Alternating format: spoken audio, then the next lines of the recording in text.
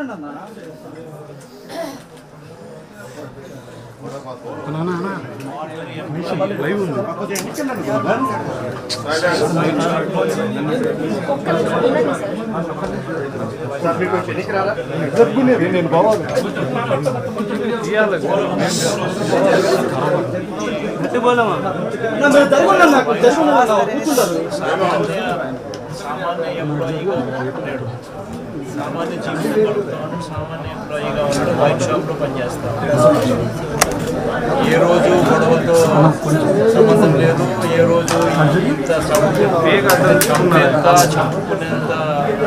అంత పరిస్థితుల్లో అంత ఫ్యాక్షన్ అంత గొడవలు ఏ యుద్ధం ఎప్పుడు లేవు.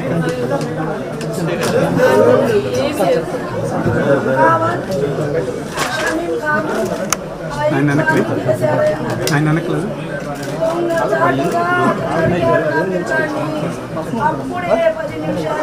సాక్షి తెలుసుకున్నాం.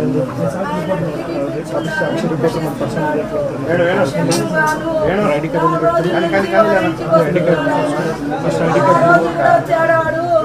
నా పిల్లలు ఎంతమంది చూశారో నడిచిపోవడం.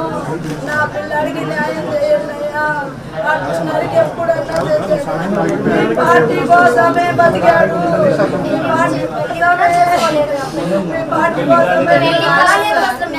మీ పార్టీ కోసమే ప్రేరణ ఇచ్చాడు అబ్బాయి. అడగండి, అలాంటి అబ్బాయి కాదు, తగ్గుపోయినా చాలా అభిమానం.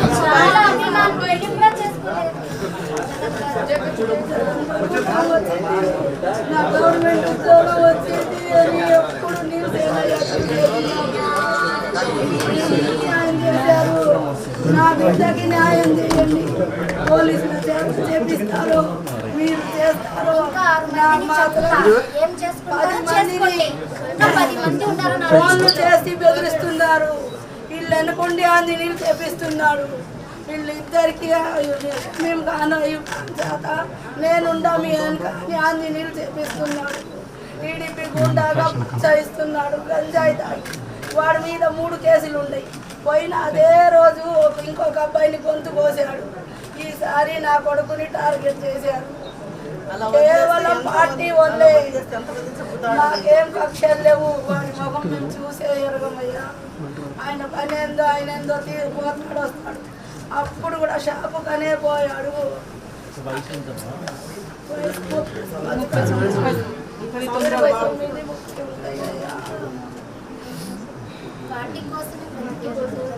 హైదరాబాద్ లో ఉద్యోగం కూడా వదులుకొని వచ్చేసారు. కోసం అని వచ్చారు.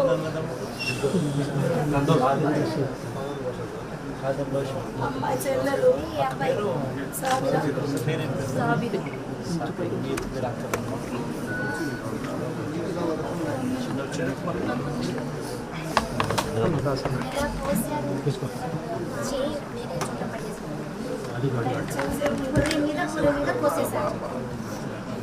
చికెన్ లాగా చేసేసారు.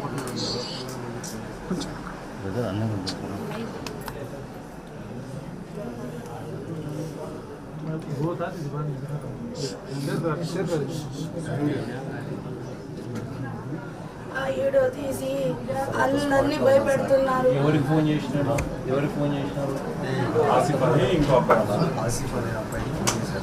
రికార్డ్ చేసినారా? రికార్డ్ చేసాము.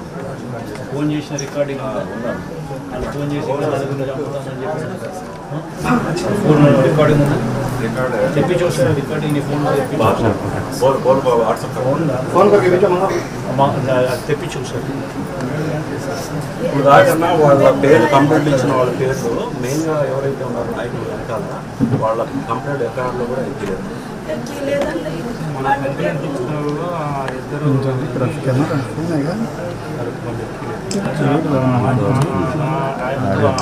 ఉంది ఫోటో ఏది?